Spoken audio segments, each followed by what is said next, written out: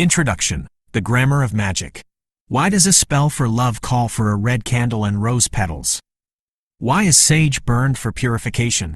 Why is a ritual for new beginnings performed during a waxing moon? To the uninitiated, the components of witchcraft can seem arbitrary, a collection of superstitious ingredients and arcane gestures. Yet, beneath the surface lies a complex and coherent, albeit esoteric, logic. The practice of magic is not a chaotic jumble of whimsy. It is a language of symbols and actions, governed by a grammar of association developed over millennia. This book is a fact-based investigation into that grammar, a decoding of the historical, mythological, practical, and psychological threads that weave together to form the tapestry of modern spellcraft. The central inquiry of this work is to answer the fundamental question of why. Why specific herbs, colors, planets, and tools are used for specific magical intentions. The human practice of magic is ancient, with the earliest known written incantations found on Mesopotamian cuneiform tablets dating back to the 5th and 4th centuries BC. These early practices evolved and syncretized, culminating in rich and complex systems like those detailed in the Greek magical papyri from Greco-Roman Egypt, which contain a vast array of spells, hymns, and formulas. To understand the logic of a modern spell, one must trace its components back through these historical layers. This investigation will employ a multi-layered analytical framework. It will explore the foundational principles of sympathetic magic, the core operating system of spellcraft. It will delve into the mythological narratives of ancient civilizations that mapped human stories onto the cosmos, defining the magical domains of planets and celestial bodies. It will uncover the practical and ethnobotanical origins of ingredients, demonstrating how a plant's medicinal or economic value gave rise to its spiritual symbolism. Finally, it will examine the profound psychological mechanisms, focused intention, ritual, and the placebo effect, that explain why these practices are perceived to be effective. The logic of magic is not the linear, causal logic of modern science, but an associative logic built on metaphor, symbolism, and deep-seated cultural and psychological connections. To decode it is to embark on a journey through history, mythology, and the inner workings of the human mind. Chapter 1. The Foundational Logic. Sympathetic Magic. Before one can understand why a specific ingredient is chosen for a spell, one must first understand the underlying principle that allows any object to be used for a magical purpose. This foundational operating system is known as sympathetic magic, a concept codified by the anthropologist Sir James Frazer in his seminal work, The Golden Bough. Frazer identified two primary laws that govern this system, the law of similarity and the law of contagion. Together, they provide the how of spellcraft, explaining the mechanism by which a practitioner believes an action performed in one place can create an effect in another. The law of similarity, like produces like. The first principle, also known as homeopathic magic, operates on the belief that like produces like. A magician infers that they can produce any desired effect simply by imitating it. This is the logic of representation, where a symbol, image, or object that shares characteristics with the desired outcome is believed to possess a mystical connection to it. This form of thinking is ancient and intuitive. Some of the earliest examples may be the Paleolithic cave paintings found at sites like Lascaux. Anthropologists have theorized that these were not merely decorative art but were part of hunting rituals. By creating a vivid image of a bison or deer, the early hunters believed they could influence the real-world animal, ensuring a successful hunt. The image and the animal were linked through the power of similarity. Modern spellcraft is replete with examples of this principle. A red candle is used in a love spell because red is the color of blood, passion, and romance. A green candle is used for prosperity because green is the color of fertile fields and paper money. Anointing oneself with water is an act of purification because water is the universal solvent that physically cleanses. In each case, a tangible object or action that looks like, feels like, or is symbolically associated with the desired outcome is used to bring that outcome into being. The law of contagion, once in contact, always in contact. The second principle of sympathetic magic is the law of contagion. This law is based on the belief that objects that have once been in physical contact with each other continue to influence one another, even after they have been separated. A mystical link, or contagion, persists across distance. This principle explains the use of personal items, often called tag locks, in modern witchcraft, in spell work. A lock of hair, a nail clipping, a photograph, or a piece of clothing worn by an individual is believed to retain a powerful connection to that person. By incorporating this item into a ritual, the practitioner aims to target the spell's effect directly onto the individual, no matter where they are. The classic voodoo doll is a powerful example that often combines both principles of sympathetic magic. The doll is created in the likeness of a person, which is the law of similarity, and then is often adorned with a personal item like their hair or a piece of their clothing to create a direct link, which is the law of contagion. Sympathetic magic as a cognitive framework. While Fraser initially framed sympathetic magic as a false science or an abortive art, born from a misunderstanding of causality, a more modern psychological perspective views it differently. The associative logic of sympathetic magic is not necessarily a faulty mode of thinking but rather reflects a fundamental way the human brain operates, through metaphor, symbolism, and the creation of connections. The symbolic action theory of magic posits that these rituals are performed when there is a strong emotional need for action but no direct, practical means to achieve the goal. Burning a photograph of a former lover, for instance, is a symbolic act of severing ties that can provide a real sense of psychological closure. When these symbolic actions are codified and repeated within a culture, they become rituals. Magic, from this perspective, is a structured system of symbolic action designed to influence the practitioner's own psychological state and, by extension, their reality. It is a way of making an internal desire manifest through external performance. Understanding these two laws is the first and most crucial step in decoding any spell. They provide the universal syntax for the language of magic, explaining the mechanism by which the symbolic power of planets, herbs, and colors is believed to be transmitted and made effective. Chapter 2. The Celestial Engine, Planetary and Lunar Correspondences. The night sky has been a source of wonder, navigation, and divination since the dawn of humanity. The movements of the celestial bodies provided the first calendars, predicted the changing seasons, and were seen as divine messages from the gods. The logic of astrological magic, therefore, is not scientific in the modern sense but is profoundly narrative. The power attributed to a planet or the moon is a direct reflection of the myths, stories, and personalities of the deities associated with them. To cast a spell using the influence of a planet is to tap into its archetypal story. From sky gods to astrology, the Babylonian origin. The first known organized system of astrology arose in Mesopotamia during the 2nd millennium BC. The Babylonians, building on Sumerian traditions, were the first to systematically apply myths to the stars and planets, creating the foundation for the zodiac and horoscopic astrology. For them, the planets were not inert balls of rock and gas. They were the living, moving manifestations of their most powerful gods.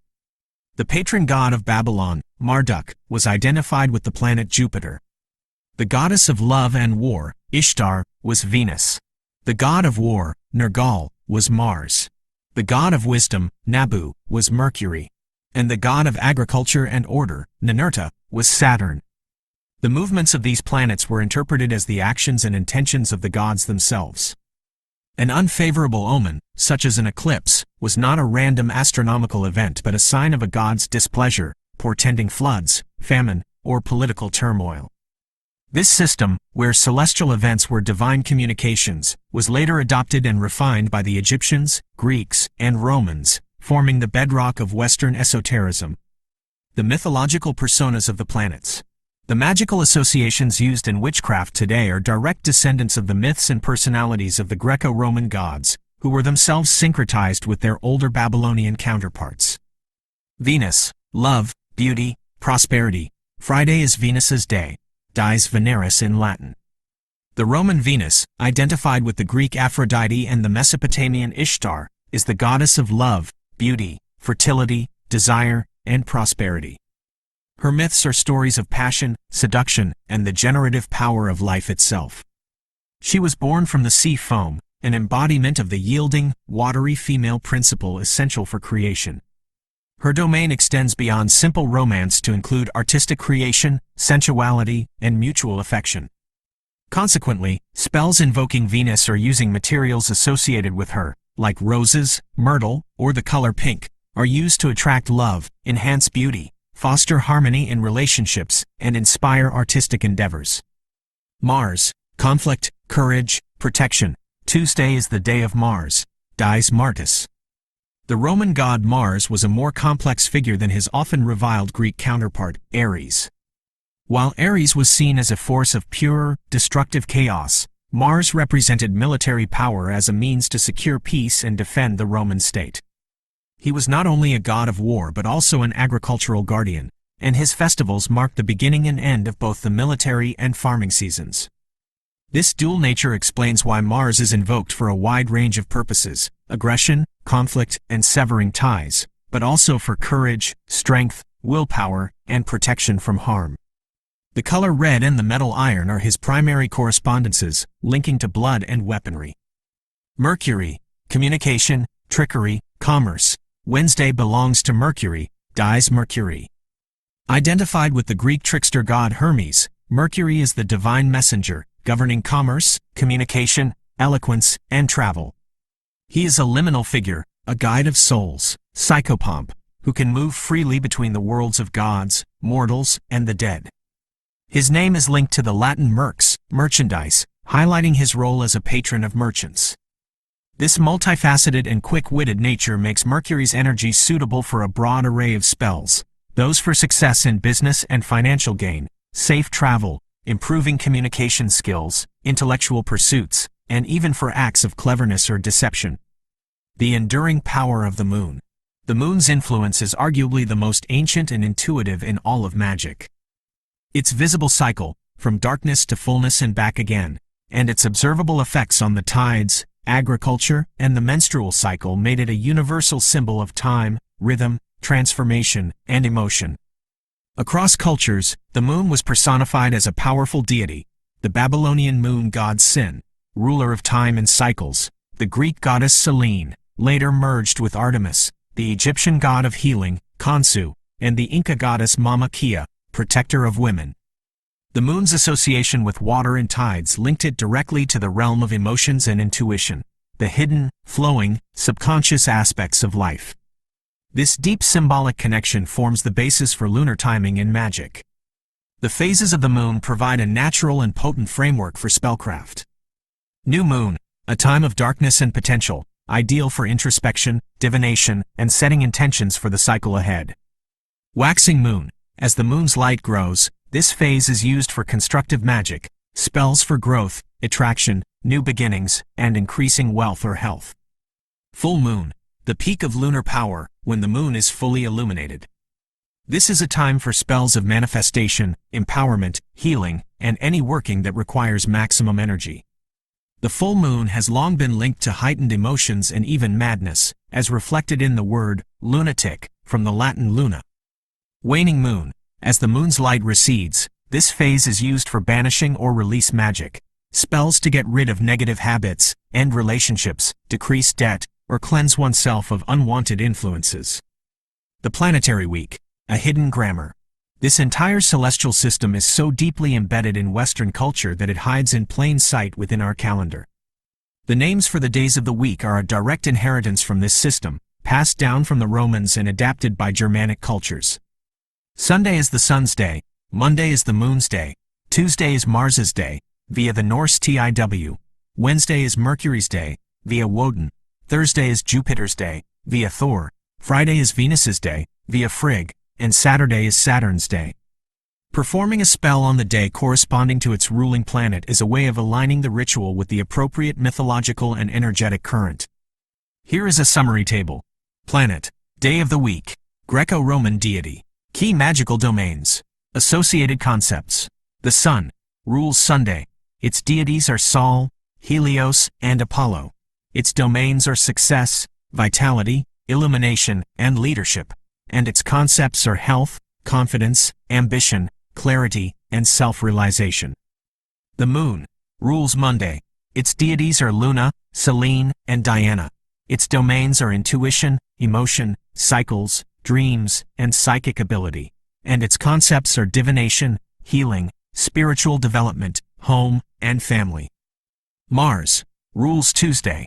Its deities are Mars and Ares. Its domains are conflict, courage, strength, protection, and action, and its concepts are willpower, breaking obstacles, victory, lust, and energy. Mercury rules Wednesday. Its deities are Mercury and Hermes. Its domains are communication, intellect, commerce, and travel. And its concepts are business, learning, writing, contracts, trickery, and divination. Jupiter rules Thursday. Its deities are Jupiter and Zeus. Its domains are expansion, prosperity, luck, and authority. And its concepts are abundance, success, legal matters, growth, and good fortune. Venus rules Friday. Its deities are Venus and Aphrodite. Its domains are love, beauty, harmony, pleasure, and art. And its concepts are romance, friendship, reconciliation, sensuality, and social grace. Saturn rules Saturday. Its deities are Saturn and Cronus. Its domains are structure, discipline, banishing, and endings. And its concepts are binding, protection, removing obstacles, karma, and life lessons. Chapter 3. The Living Lexicon, the Magic of Herbs, Stones, and Colors. The ingredients of a spell form a living lexicon, a vocabulary of natural objects whose magical meanings are derived from a complex interplay of practical use, cultural symbolism, and psychological association. The logic behind these correspondences often follows a principle known as the doctrine of signatures, the idea that a substance's physical characteristics, its color, shape, scent, or observable effects, reveal its hidden spiritual or magical purpose. By examining the ethnobotany of herbs, the ancient use of amulets, and the deep psychology of color, we can decode this lexicon and understand why certain materials became staples of the witch's craft. Part 1. The Green Arte, the Logic of Herbs. Long before herbs were used for magic, they were used for medicine, food, and preservation. Their magical reputations are often a direct symbolic extension of their practical, observable effects on the human body and environment. Case study: sage, purification. The burning of sage, particularly white sage, Salvia apiana, is one of the most well-known purification rituals, widely used by Native American tribes for cleansing people, spaces, and ceremonial objects. The logic behind this practice is grounded in tangible reality. Various salvia species have been used in folk medicine across the world to treat everything from colds and digestive issues to inflammation and infections. Modern scientific studies have confirmed what traditional healers knew. Sage possesses potent antimicrobial, antibacterial, and bacteriostatic properties. A 2015 study, for example, showed a sage-based mouthwash effectively killed the bacteria responsible for dental cavities. The logical leap is elegant and direct. A plant that physically purifies by killing germs becomes the ultimate tool for spiritual purification by banishing unseen negative energies. Case study: rosemary, remembrance and protection. Rosemary's magical associations are a clear reflection of its historical uses. Ancient Greek scholars wore garlands of rosemary to improve their memory during exams, a practice that directly led to its use in spells for mental clarity and remembrance. Its role in protection is twofold. First, it was used in funerary rites by Egyptians and in English homes to purify the air in sick rooms, linking it to warding off illness and evil spirits. Second, rosemary has scientifically verifiable insect repellent properties, making it effective against pests like mosquitoes and moths. A plant that literally protects a home from physical invaders, pests, and disease becomes the perfect symbol for protecting a home from spiritual invaders, negative energy, or harmful intent. Case study: cinnamon, wealth and success. The magical link between cinnamon and money is not rooted in its medicinal properties but in its staggering economic value throughout history. In the ancient world, cinnamon was an incredibly rare and prized luxury, its source a closely guarded secret by traders. Pliny the Elder wrote that a Roman pound of cinnamon could cost up to 1,500 denarii, the equivalent of 50 months' labor for a common worker. It was considered a gift fit for monarchs and gods. For centuries, control of the cinnamon trade brought immense wealth and power to nations like Venice, Portugal, and Holland. An ingredient that was literally worth a fortune became the go-to magical component for attracting wealth, prosperity, and success. Case study: basil, love, wealth, and contradiction. Basil demonstrates that magical associations are not always static and can hold contradictory meanings. For the ancient Greeks and Romans, Basil was linked with hatred, insanity, and scorpions. It was said it had to be sown with swearing and ranting to grow. Yet, in Italy, it became a powerful symbol of love, famously used by Boccaccio in the Decameron and given as a love token in Portugal. In folklore, it is also used to attract wealth, sprinkled on a business's threshold to draw customers, and for protection. This evolution shows how cultural context reshapes an herb's meaning over time. Case study: Bay laurel, victory and prophecy. The symbolism of the bay laurel, Laurus nobilis, is almost entirely derived from Greek mythology and culture. Its association with victory, glory, and honor comes directly from the myth of Apollo and Daphne, where the nymph was transformed into a laurel tree to escape the god.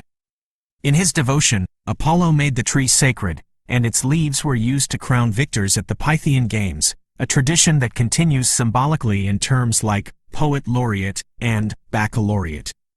Its connection to prophecy is likewise mythological, tied to the Pythoness, the priestess oracle at Delphi, who was said to chew its leaves to induce prophetic visions. Part 2. The Bones of the Earth, the Logic of Crystals and Stones. The use of stones and crystals as magical objects is an ancient practice, predating many written traditions. The logic behind their power stems from their perceived permanence, their origin from within the earth, and their role as conduits for subtle energies. Ancient amulets and talismans. The practice of using stones for magical purposes can be traced back at least 6,000 years to the ancient Sumerians of Mesopotamia. The ancient Egyptians famously used crystals like lapis lazuli, carnelian, and turquoise in their jewelry and funerary rites. These were not mere decorations but powerful amulets designed to ward off illness, protect against negative energy, and ensure a safe journey into the afterlife. The underlying belief was that these stones acted as conduits for healing, allowing positive energy to flow into the body while drawing out negative, disease-causing energy. Modern, charging, and energetic concepts. While the use of crystals is ancient, the modern framework for explaining how they work is a more recent synthesis. The contemporary New Age practice of crystal healing borrows heavily from traditional Asian concepts, most notably the Chinese idea of life energy, qi or kai, and the Hindu and Buddhist concept of chakras, vortices of energy within the body. In this model, crystals interact with the body's energy field to promote healing. The concept of charging or recharging crystals, often by placing them in sunlight or moonlight, is part of this modern synthesis. The belief is that this practice cleanses the crystals of absorbed negative energy and realigns them with the natural frequencies of the earth and cosmos, much like tuning an instrument. Part 3. The Vibrancy of Intent, the Logic of Colors. Color is one of the most immediate and powerful tools in spellcraft. Its logic is not intellectual but emotional and psychological, rooted in deep-seated biological responses and universal cultural associations. The primal power of red. Red is arguably the most potent color in magic, universally associated with strong emotions like love, passion, anger, strength, and courage. This association is not arbitrary. It is rooted in primal, biological realities. Red is the color of blood, symbolizing both life and violence. It is the color of fire, representing warmth, energy, and danger. Psychologically, the color red has been shown to have a stimulating effect. It can increase heart rate, raise blood pressure, and enhance metabolism. It commands attention, which is why it is used for warning signs and emergency alerts. In magic, using a red candle or object for a spell of love or passion is a direct application of this innate psychological and biological power. The color itself helps to evoke the desired emotional state in the practitioner, focusing their intent. The systematization of color magic. From these primal associations, more complex systems of color magic evolved. Early ceremonial magicians of the Renaissance, like Cornelius Agrippa, linked specific colors to the classical planets based on sympathetic qualities, creating a formal table of correspondences. Folk traditions across the world developed their own systems based on a combination of natural observation and cultural symbolism. Green became associated with prosperity and growth due to its connection with fertile plants and crops. White, the combination of all colors, came to symbolize purity, peace, and new beginnings. Black, the absence of color, became the color of protection, banishing, and absorbing negative energies. These correspondences, while varying slightly between traditions, form a widely understood symbolic language that allows practitioners to select colors that align with and amplify their magical goals. A clear hierarchy of logic emerges when examining these material components. The most durable and foundational associations are derived from direct, observable, and practical effects, a plant's proven medicinal action or a commodity's immense economic worth.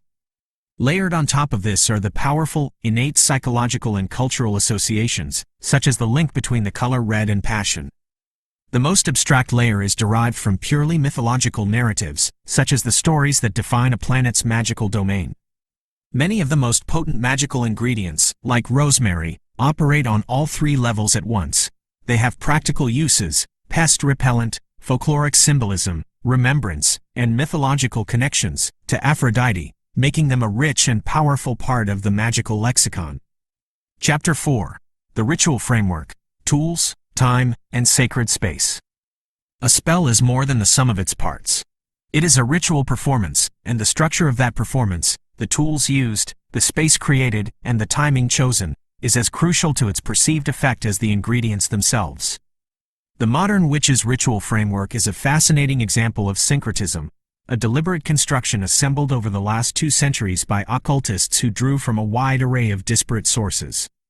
They took folkloric implements, ceremonial magic structures, and ancient pagan concepts and wove them into a coherent, workable system that forms the basis of many contemporary practices.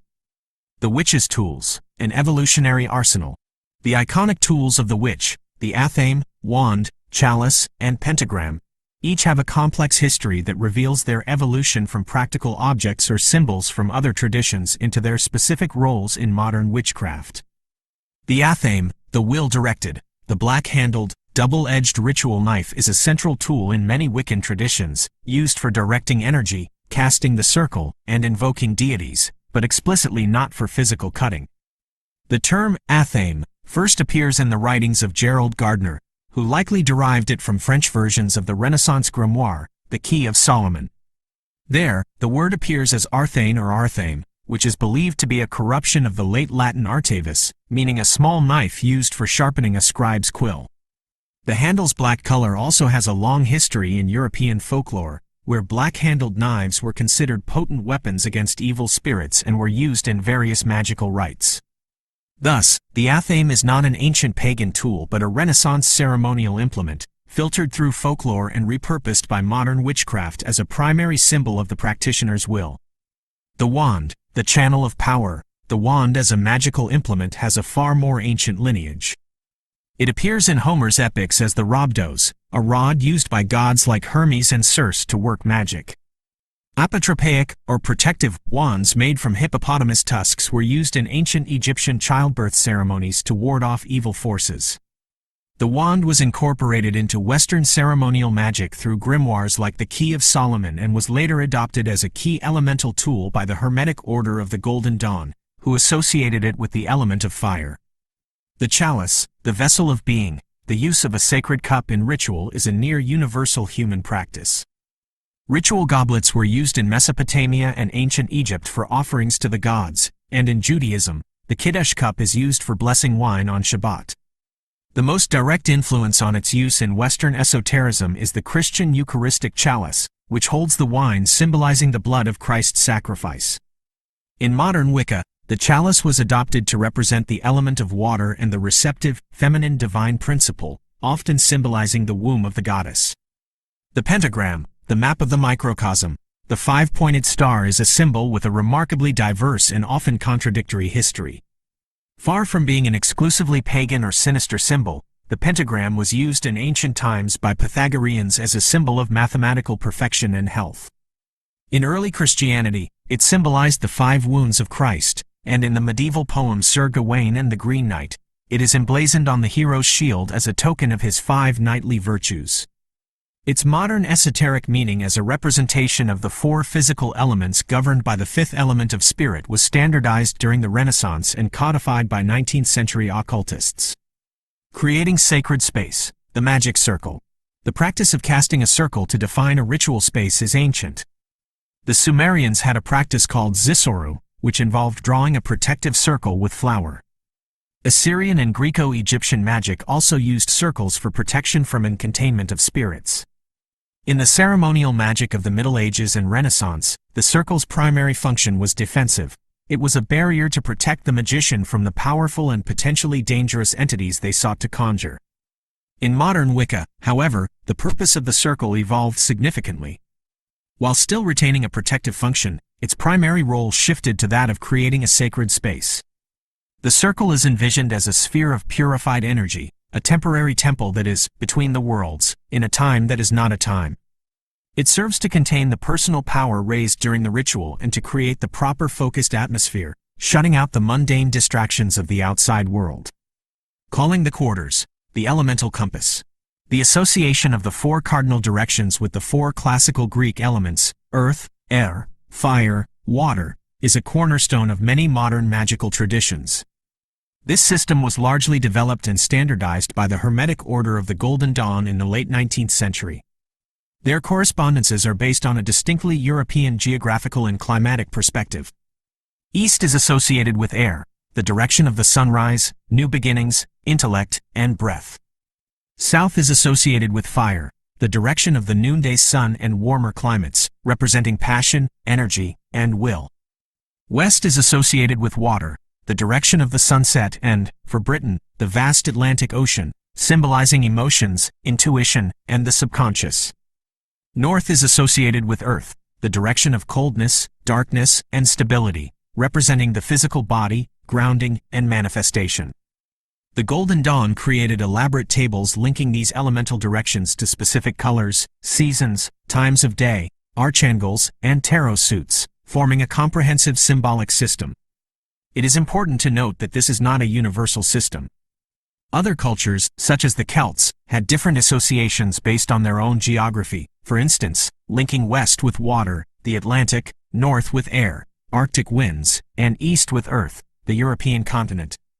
The dominance of the Golden Dawn system in modern witchcraft is a testament to its influence on the founders of Wicca. Chapter 5. The Modern Synthesis, From Grimoires to the Internet. The form and philosophy of witchcraft practiced by many today are not the direct, unbroken continuation of a single ancient religion. Rather, they are the product of a dynamic 20th century synthesis, a period that saw magical knowledge move from secret societies and dusty grimoires into the public domain. This transformation was driven by key figures who created and disseminated new forms of the craft, and by the infusion of new esoteric theories that provided a modern language for ancient practices. Gerald Gardner, the Great Synthesizer. Gerald Gardner, who lived from 1884 to 1964, is often called the father of modern Wicca. He was instrumental in creating and popularizing the religion of Wicca in the 1950s.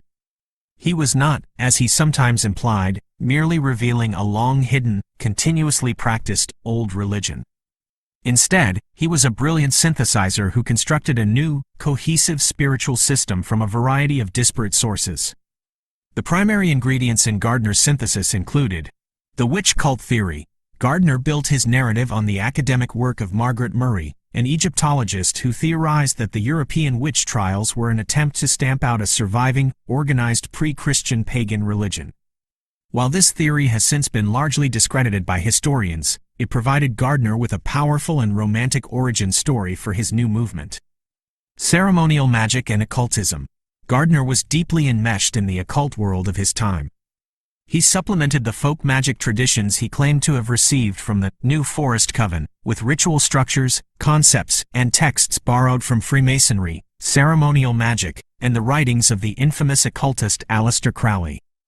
Folklore and anthropology. An amateur anthropologist himself, Gardner drew upon his knowledge of global magical practices, such as the use of the ceremonial kris knife in Malaysia, which may have influenced the central importance of the athame in Wicca. Gardner wove these threads together to create Gardnerian Wicca, a structured, initiatory tradition with a defined theology, the horned god and the mother goddess, a core ethical principle, the Wiccan Rede, and at harm none, do what you will, a calendar of seasonal festivals, and a set of ritual practices. He propagated this new religion through his influential books, such as Witchcraft Today, from 1954, and by initiating a series of high priestesses, like Doreen Valiente, who helped him refine the rituals and spread the tradition throughout Britain and beyond. Scott Cunningham, the great democratizer. If Gerald Gardner created the new, structured church of Wicca, it was the American author Scott Cunningham, who lived from 1956 to 1993, who made its practices accessible to everyone, with or without a church. Cunningham's work in the 1980s and early 1990s sparked a revolution in the craft, shifting its focus from the coven to the individual. His most profound influence came from his seminal book, Wicca, A Guide for the Solitary Practitioner, from 1989. This book broke the traditional, secretive, and hierarchical model of Gardnerian Wicca by legitimizing solitary practice. Cunningham argued that an individual could practice Wicca alone, without belonging to a coven, and that their practice was no less valid or powerful. Introducing self-initiation, he provided rituals that allowed individuals to initiate themselves into the craft, removing the need for a high priestess or priest to grant entry. This single innovation opened the doors of witchcraft to millions who had no access to established covens. Providing accessible knowledge, Cunningham's prolific writings on herbs, crystals, candles, and natural magic were presented in a clear, practical, encyclopedia-like format. Books like Cunningham's Encyclopedia of Magical Herbs became foundational texts, providing a ready-made lexicon of correspondences that heavily influenced the eclectic, non-dogmatic, and nature-focused style of much of modern witchcraft. The new esoteric logic, vibrations and attraction. As witchcraft moved into the mainstream in the late 20th and early 21st centuries, the explanations for its efficacy began to shift. The old logic of appealing to deities or manipulating symbolic connections was supplemented, and in some cases replaced, by a new, quasi-scientific language derived from 19th-century esoteric movements. Theosophy's energetic vibrations, the Theosophical Society, founded in 1875, introduced to the West a syncretic blend of Eastern mysticism and Western occultism. A core tenet of Theosophy is that the entire cosmos is a complex matrix of energy, and that everything, from a star to a human thought to a crystal, is in a constant state of vibration at its own unique frequency. This concept of energetic vibrations provided a new framework for explaining magic. In this model, a spell works not by appealing to a god, but by manipulating these subtle energies. A crystal heals because its stable vibration can help to repattern the chaotic energy field of a sick person. New Thought's law of attraction. Building on these vibrational theories, the New Thought movement, which also emerged in the late 19th century, popularized the law of attraction. This spiritual belief posits that people and their thoughts are made of pure energy, and that like energy attracts like energy. Therefore, by focusing on positive thoughts and feelings, an individual can attract positive experiences, wealth, and health into their life. This concept, popularized by books like The Secret, provides a powerful psychological and energetic mechanism for manifestation that is now central to the language of many contemporary practitioners. The 20th century thus witnessed a profound shift in the logic of witchcraft. Gardner's synthesis was rooted in a disputed, historical narrative and formal ritual. Cunningham's revolution was one of accessibility and individual empowerment. The subsequent infusion of theosophical and New Thought ideas represents a rebranding of magical mechanics for a modern audience seeking explanations that sound more like science than religion. The language of magic evolved from invoking the spirit of Venus to aligning with the vibrational frequency of love. This synthesis explains the current state of popular witchcraft, where a practitioner might use a historically derived herb in a Cunningham-style solitary ritual while explaining its power through the modern language of energetic attraction. Chapter 6. The Inner Alchemy, the Psychology of Spellcraft. After tracing the historical roots of magical correspondences and the evolution of ritual, we arrive at the most fundamental question: why is magic perceived to work? To answer this, we must shift our focus from the external components of a spell, the herbs, candles, and planets, to the internal landscape of the practitioner. The ultimate logic of witchcraft is not supernatural, but psychological and neurological. The power of a spell lies not in the mystical properties of its ingredients, but in the meaning the practitioner invests in them and the profound effect that the ritual act has on the human mind. Magic as focused intention. From a psychological perspective, a spell is a highly sophisticated technology for focusing intention. The symbolic action theory of magic views ritual as a course of action taken to address a strong emotional need when direct practical action is impossible. The meticulous process of performing a spell, gathering specific ingredients, waiting for the correct lunar phase, cleansing a space, drawing a circle, and reciting carefully chosen words, is a powerful psychological exercise. It transforms a vague desire, like, "I want to find love," into a concrete, multi-sensory, and goal-oriented performance. This ritualized focus serves to bypass the conscious mind's doubts and anxieties, communicating the desired outcome directly to the subconscious. The various components of the spell act as a mnemonic and symbolic language. The red candle does not magically create love, but its color triggers deep psychological associations with passion, focusing the practitioner's emotional energy on that outcome. The entire ritual becomes a performance of the desired reality, a way of acting as if the goal has already been achieved, which is a recognized technique in modern psychotherapy for changing behavior and belief patterns. The neurobiology of ritual and the placebo effect. The most compelling scientific explanation for the perceived efficacy of magic lies in the placebo effect. Often misunderstood as meaning an effect is all in your head or not real, the placebo effect is a genuine and measurable psychobiological phenomenon. Research has shown that when a person believes they are receiving an effective treatment, their brain can trigger real physiological changes, including the release of pain-relieving endogenous opioids and reward-motivating dopamine. Healing rituals, whether medical or magical, are powerful amplifiers of the placebo effect. They take place in a charged atmosphere of hope and expectation, creating a psychosocial context that enhances the brain's capacity for self-healing. The components of a ritual, the healer's authority, or the grimoires, the special setting, the doctor's office or the magic circle, and the structured procedure, the injection or the incantation, all work together to create a powerful suggestion of benefit. Studies have found that these rituals have distinct neurobiological correlates. They are not just changes in subjective feeling but are accompanied by objective changes in brain activity. Crucially, modern research has debunked the myth that a placebo requires deception to work. Studies on open-label placebos, where participants are explicitly told they are receiving an inert substance, have shown that they can still produce significant therapeutic effects. This finding is the key to understanding self-directed magic. The witch casting a spell is not deceiving themselves. They are consciously and willingly engaging in a ritual that they believe has the power to create change. This conscious engagement, this act of faith in the system, is what triggers the brain's placebo response. The practitioner's belief is the active ingredient. The ritual is the delivery mechanism. The power of belief as a tool. This understanding aligns with the modern magical concept, particularly from the school of chaos magic, of using belief as a tool. In this framework, the practitioner does not need to hold a single, dogmatic belief system.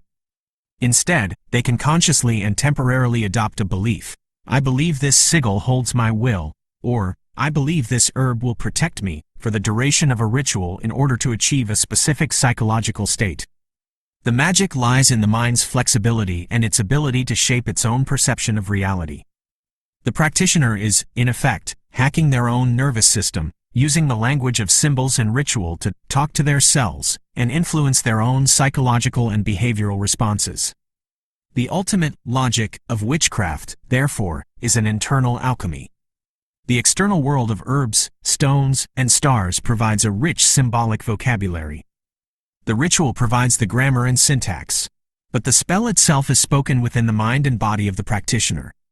The system works because the human brain is wired to respond to story, symbol, and structured intention. A spell is a story you tell yourself, so powerfully and with such focus, that it becomes true, not by altering the laws of physics, but by altering the one thing the practitioner has true control over, their own perception, their own mind, and their own actions.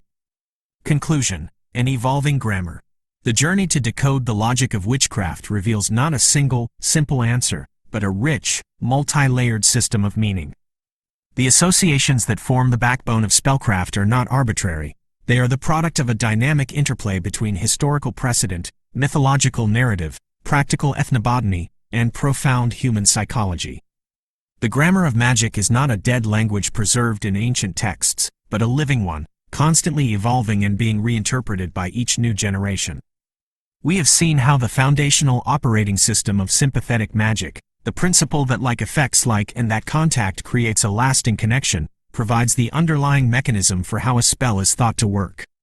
We have traced the origins of planetary magic to the sky-watching priests of Babylon, who saw their gods in the wandering stars, and whose myths became the operating manuals for astrological influence.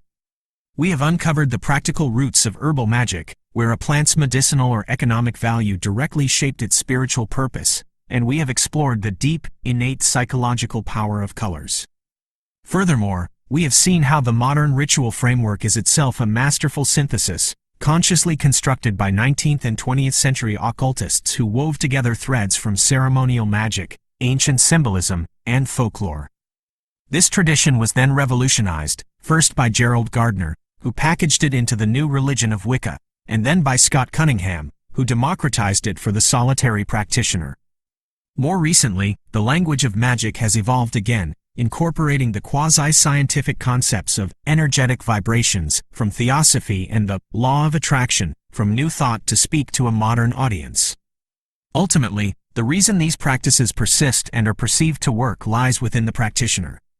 A spell is a powerful technology for focusing intention. The ritual, with its rich tapestry of symbolic tools, ingredients, and actions, creates a potent psychological state, triggering measurable neurobiological responses through the placebo effect. The magic is not in the herb, but in the meaning we assign to it. The power is not in the planet, but in the story we tell about it. The journey from a Babylonian priest charting the course of Jupiter to a modern witch charging a crystal under the light of the full moon is a long and winding one. Yet, it is connected by an unbroken thread, the enduring human impulse to find meaning in the cosmos, to create systems of correspondence that link our inner world to the outer one, and to use the power of belief and ritual to shape our own reality. The grammar of magic will continue to evolve, but its purpose, to give voice to intention and form to desire, remains as timeless as the human spirit itself.